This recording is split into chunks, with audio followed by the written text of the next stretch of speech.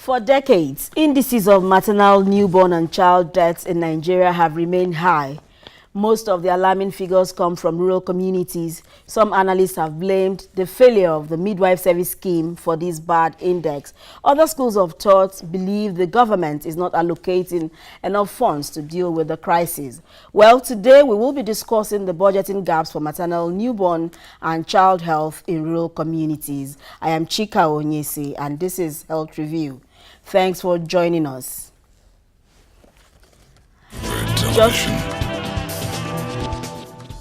The point is this, is the executive branch. The president has Segun Ojomo. On this program, we'll be bringing you news, views, and exclusive interviews. Not political will to bring back people, our medical experts are on that. Praise the efforts so far. The synergy that has been developed. Arrived Abuja from Washington, D.C., where he joined President Barack Obama. The cause of the economic recession was over. Now, Senator Saki in an interactive to capture the moment for in-house in session. With the powers that be.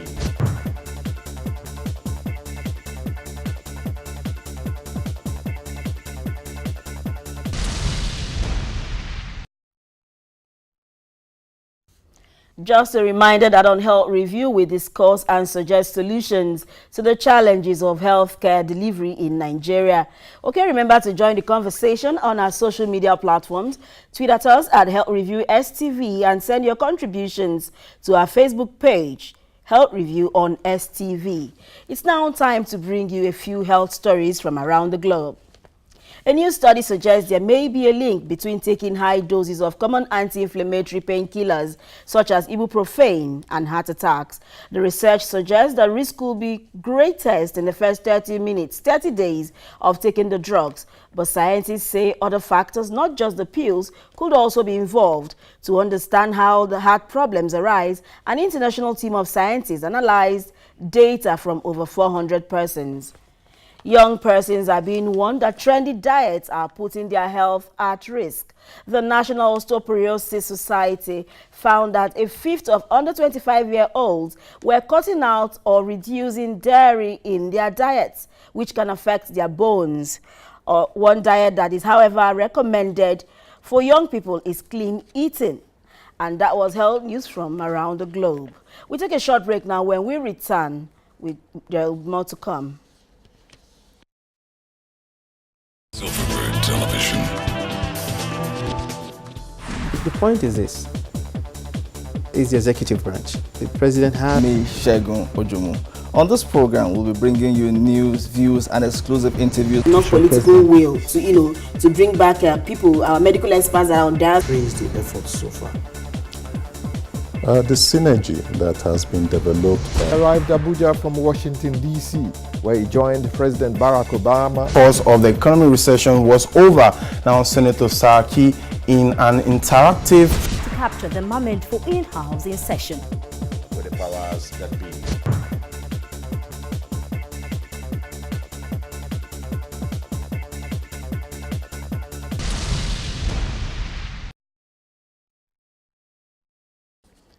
Health budget experts have attributed the high mortality index in maternal and child care to poor budgetary allocation to the sector and to primary health care in particular. So today on the program, we want to talk about these funding gaps, and we need to do that to talk about issues that will improve maternal and child health in Nigeria.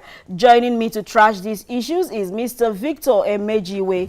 Mr. Victor is of the Center for Social Justice. He is a program officer for good governance in the Center for Social Justice.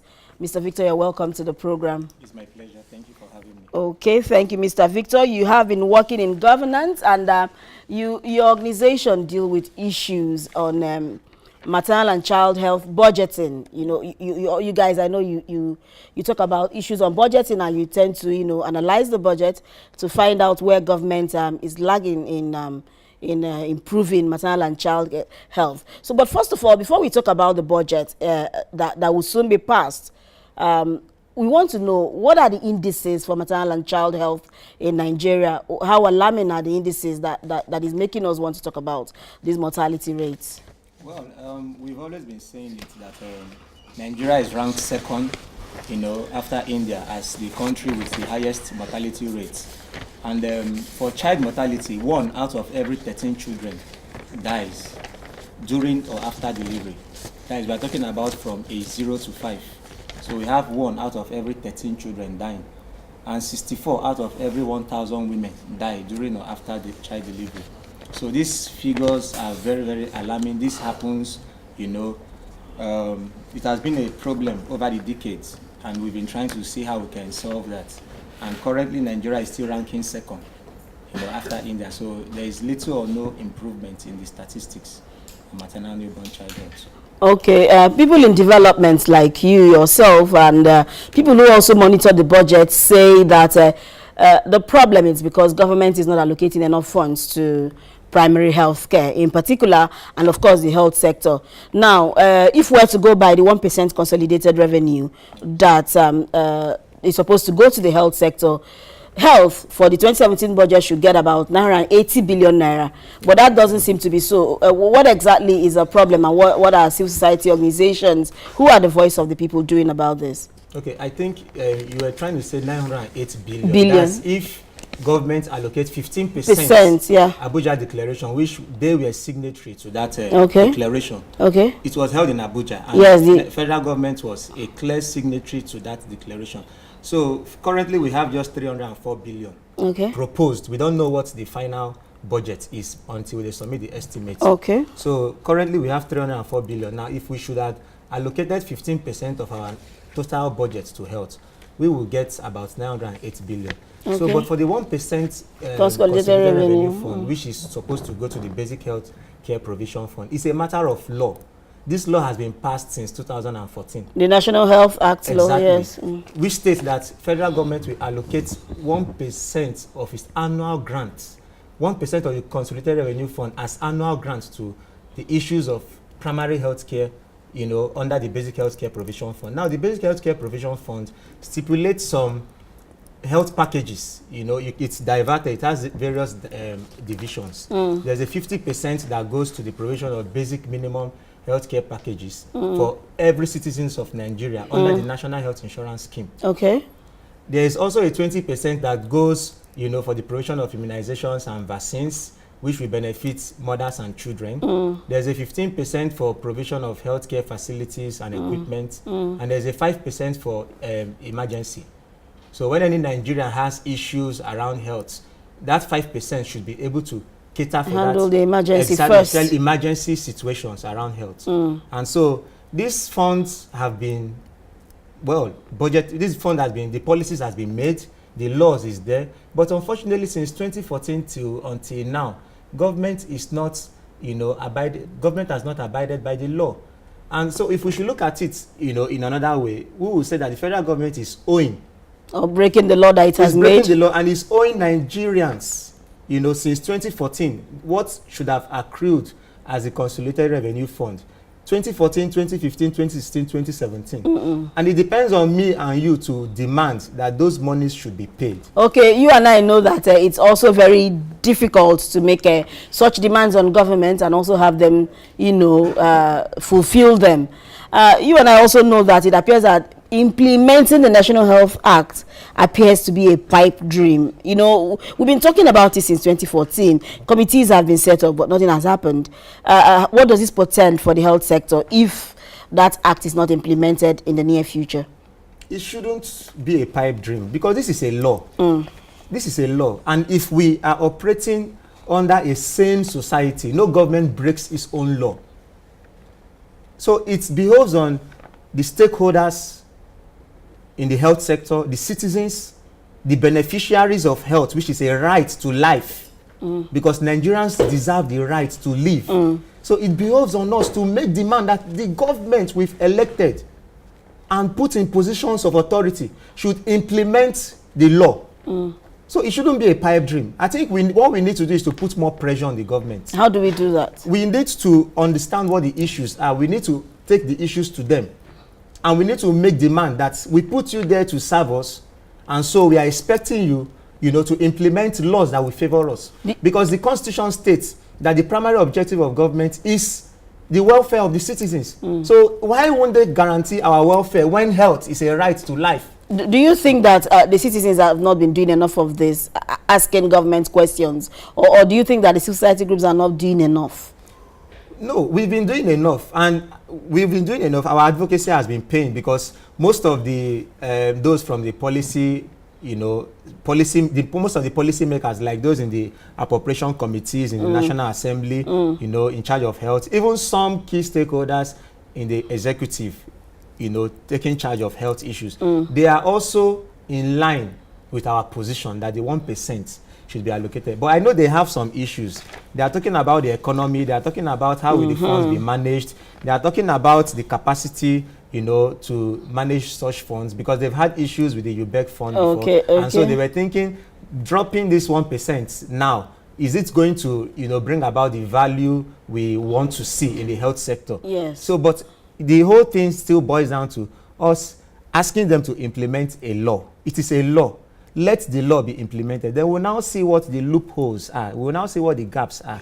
That is when you can now know how to strengthen it. Okay. Talking about managing funds if they are released. Okay, let's step away a little from monies that have been allocated or that have not been allocated. Now, what of monies that have been allocated in the past? Do you think that they've been adequately utilized? Have we seen any improvement in maternal and child health in the past, even with the little that has been given? It still boils down to the type of governments we run in Nigeria. What we need is the political will. Okay. If there is a political will in the the conduct of government business, I don't think you would allocate funds to a particular sector and that fund will not be you will not ensure that the fund is utilized. We have a problem of having monies allocated in the budget and it is not fully released. Yeah. Even when it is released, most times it is not cash backed. And as a result of time, time steals into the whole thing and it will not be utilized. Yes. And so these issues have been coming up, now and then. So it's for government to have the political will to ensure that first and foremost, the budget is passed on time. Implementation of the budget commences as soon as the budget is passed. And any fund released is utilized. We also have a problem of the capacity of the personnel, that should utilize this fund. So I think there is a need for more training of, personnel in charge of administering some of the health budgets, the projects in the health budget. So their capacity needs to be beefed up. Because there's no reason, we are talking about the money not being sufficient. And the little one that is released, we are now still talking about it being fully utilized. So if the government can strengthen their own part, which is to ensure that the budget, the resources for health is released on time and fully cash backed, I believe the little one that is released should be utilized. Okay. Especially where all stakeholders involved are committed to ensuring that these projects are implemented. Nothing in the health sector is done without funds. Now, we are approaching almost the second quarter of the year already, and the 2017 budget has not been passed or assented to.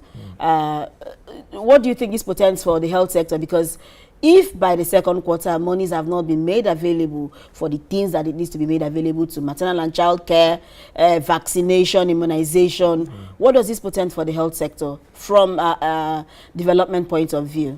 Yeah, it portends nothing other than great danger. It portends the loss of more lives. I read from the Senate leader, Ahmed Lawal, who also in one of the public forum, I think an organization was organizing something with some health stakeholders in some states. And he made mention that the fact that they've not been able to release or sign the budgets, as at May 2017, shows that there is grave danger for health. That health budget is not being implemented now shows that there is a very grave danger in the health sector. So not passing the health budget on time has a very grave implication to the worrisome statistics of maternal mortality and child mortality we are already undergoing in Nigeria.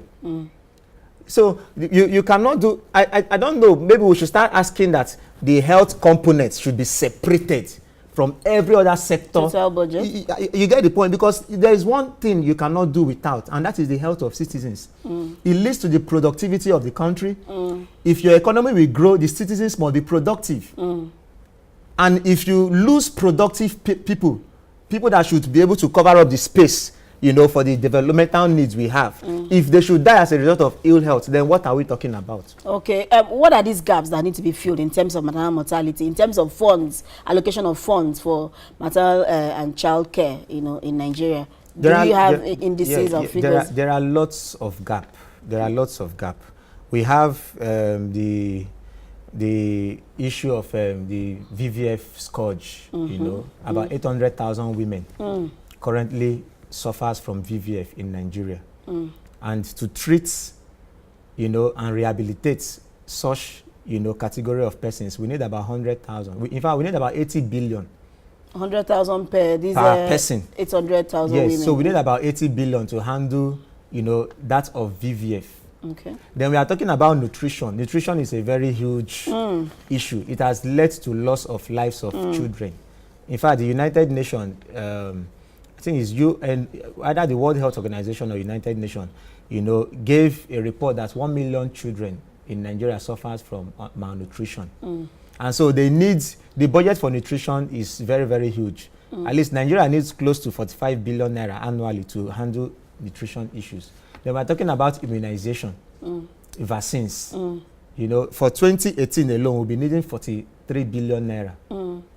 And if you check the total capital health budget for health, it is not even up to 40. It's around 40-something billion. And that money covers for both the tertiary healthcare and the primary healthcare. The primary and the secondary healthcare. So you see that we are not even scratching the surface when it comes to meeting the needs for maternal. We are talking about issues of giving, you know, primary healthcare services to women and children, like the consumables, the drugs, paracetamol. If a woman has goes for antenatal, complaints of, you know, one issue or the other, you should be able to give them primary drugs. So all these things needs money.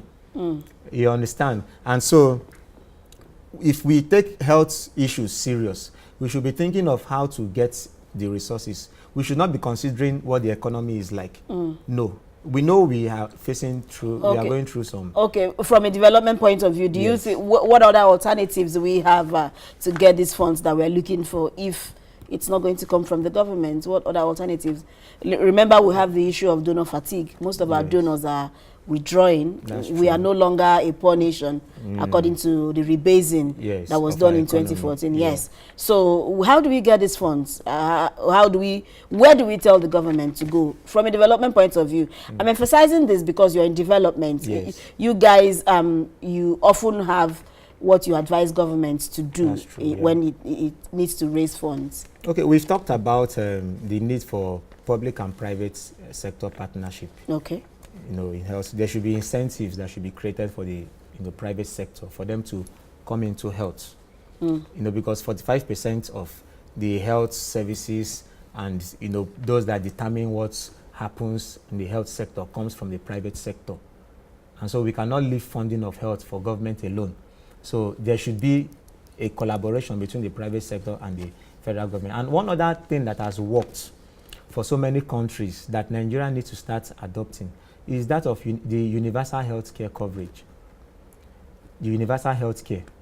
You know, if individual citizens can be paying a token. Universal health coverage. Yes. If citizens can be paying a token, be it 1,500 as the case may be, you know, monthly or annually, for health care, you will find out that a pool of funds is raised. And at a point where I don't need the service and you need the service, the money that has been raised will be used to attend to your health needs. First. Okay. So universal health coverage is something that we need to, you know, push for the government to realize the much needed resources. And currently we have it in the formal sector, but not in the informal sector. And when we are talking about the formal sector, is majority of the federal government staff that enjoys, you know, the universal health care coverage. So, but it should be as a matter of law that Nigerians should have a card. If you can get a card, the way we make things compulsory in this country, that you should have your national, you should have a valid means of ID card for you to be able to do some transactions. Now, if Nigerians could get health card, you know, upon paying a token, that will cover up for so many gaps in the area of funding healthcare. So we've talked about the universal healthcare coverage. We're talking about public and private partnership. Then also we need to harmonize the money we get from developmental partners. Okay. We should look at reality. Nigeria rebases its economy, yes. And so what? What is happening now? Is there no poverty in the country? Okay. Of course, we are still looking for, people are still complaining that the cost of living and everything is very high. So they cannot afford to withdraw totally from supporting Nigeria. So whatever funds that comes from still the comes development, from the donors. Yes, government has a responsibility to coordinate it. And harness, yeah? Harness it and ensure that it is properly prioritized and allocated. Okay. Yes, so whatever money that is gotten for health should be properly managed. And we should think of other innovative ways of raising funds. Okay. Yes. Okay, I have a short report that I want to play for you and our viewers so that we can have an understanding exactly what the issues in the sector are, especially in terms of maternal and child health. The World Mothers by Save the Children group reports that over 260,000 Nigerian babies die in their first month of birth. They have attributed this to barriers in accessing essential health care and poor nutrition in rural communities. A barrier worsened by scarcity of skilled manpower and lack of qualified healthcare providers. The maternal mortality ratio has actually not reduced. There are reasons for this that government is looking at, and government is striving to ensure that quality of service is maintained in the facilities, that as many pregnant mothers as possible also access skilled birth attendants during delivery. We believe that it is not only working with government at the national level, we should also be working with government at the state as well as the local government level, where all those things happen. These health experts say unless excluded mothers and children are provided for, it will be impossible to reduce maternal and child death indices. From Abuja, Chika. Okay, that report actually focuses on maternal and child health issues in rural communities. And I'm afraid this is where most of the problems are. Okay, now, the government says to solve the problem, it's a revitalizing 1,001 PHC, in one community. Exactly. Okay, so, but a lot of people also in development say this is a scam. You know, why would you go and paint a building, fix equipment, and there are no skilled medical workers in those facilities? Now, isn't this another source of increasing the maternal mortality that we're already crying about? Okay, the idea of revitalizing primary health care centers is a very good one. Okay. Because part of the research we did, was that we discovered that most of the primary health care facilities, are not fully functional in terms of the level of infrastructure, personnel, that should manage the equipment and everything in the primary health care center. So a lot needs to be done. Now, when we talk about revitalizing the primary health care centers, we are talking about making the facilities at least of standard. We are talking about putting the right personnel. We are talking about providing equipment. So these are some of the things you need to get a functional primary health care center. So on its own, it's a very good idea. And in the 2017 budget, the federal government proposed to revitalize 1,000. They have a long goal of making it 10,000, the 10,000 across the country. Across the country. But for the year 2017, they decided to start with 1,000. Okay. And for that, they allocated, I think that was 3 million per one. So, but the question is the 3 million naira going to be enough to make it fully functional? Okay. With these things we've talked about. Okay. And so what we need is for the citizens, especially those at the local level, the grassroots, okay, to monitor. Yes, they've said they want to. Let us know which of the primary health care centers do you want to revitalize? Okay, well, my producer is already calling me to round off. The issues are many. We might have to call you back to talk about more of these things. I will be glad to come back. Because the issues that we need to discuss on this maternal and child health mortality rates that is soaring is so much, and that we need to continue to talk about it, especially when it comes to having personnel who will render these services. Like 5 days ago, it was the day of the midwife. That's true. They were complaining that the midwives don't work in local communities. You know that scheme is very, very important. Okay. Because it will go a long way to address some of the challenges in the rural communities where people